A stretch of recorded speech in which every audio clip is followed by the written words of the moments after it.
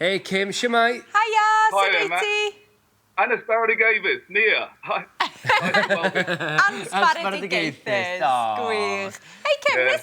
nes ti wylio cariad at iaith gyda mat arno fe de? Yeah. Dwi'n high Edric raglenni on S4C, fecli hwb, cariad y iaith, and raglenni fel na, yeah. Ardderchog. Ardderchog. Yeah. Now Kim, ble roi ti'n byw? Dwi'n byw yn Gillingham and Swydd Gaint.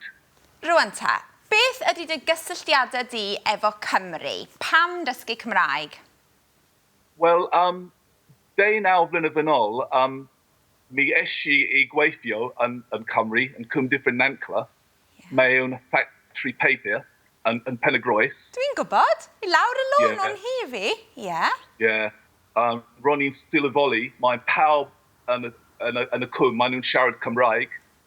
And mi eisi i'r dosbarth nos yn Hynarfon, heb clwyfiant anffodus, but yn y gorfennol maen nhw'n canolbwyntio gormod o'n gramadig and treigladau, and roedd yn problem fi, cos dwi ddim yn academaidd y gobl.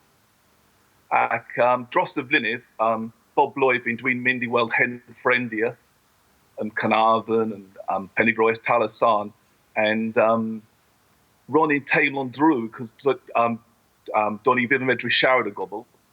And tair blynedd yn ôl rwan, mi desio hyd say something in Welsh, a course online, a mi fecri eisi dysgu efo nhw.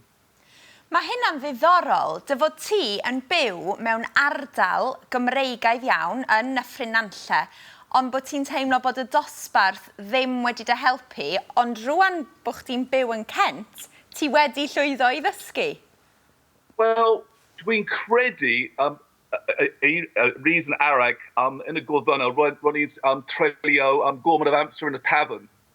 Dim canolbwyntio o dysgu. And of course, dwi'n hyn rwan, and yeah, mae gen I more amser I treulio o'n dysgu. Felly, oeddet ti'n byw ym Mhenygroes, ac beth oeddet ti'n feddwl o'r ardal o Gaernarfon? Dwi'n hoff iawn o Cwm Dyffryn Nancla, and bob blwyddyn dwi'n treulio amser on farm yn Drws y Coed, on farm Hugh Jones and farm Talamignev, and bob dydd dwi'n mynd I gweld ffrindiau o gwmpas Talasan and Penygroes and bob nos abyd and siarad efo ffrindiau yn y tafern, a lot of lawr y tafern. Kim, beth ydy dy gwaith ti? Dwi'n gweithio fel arfer fel trydanol ar grid cenedlaethol, the national grid. Ti'n byw yng Nghaint, ti'n dod o Gaint. Nes ti ffeindio yr acen yn anodd i'w meistrioli? Oedd hi'n anodd dysgu Cymraeg ac oedd yr acen yn anodd? Wel,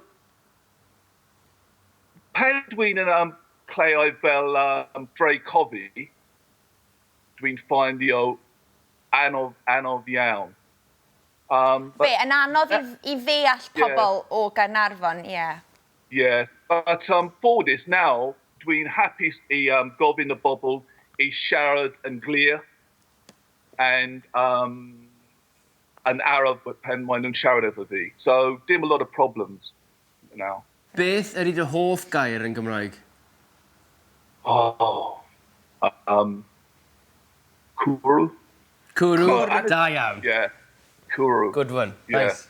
Wyt ti'n darllen yn Gymraeg hefyd?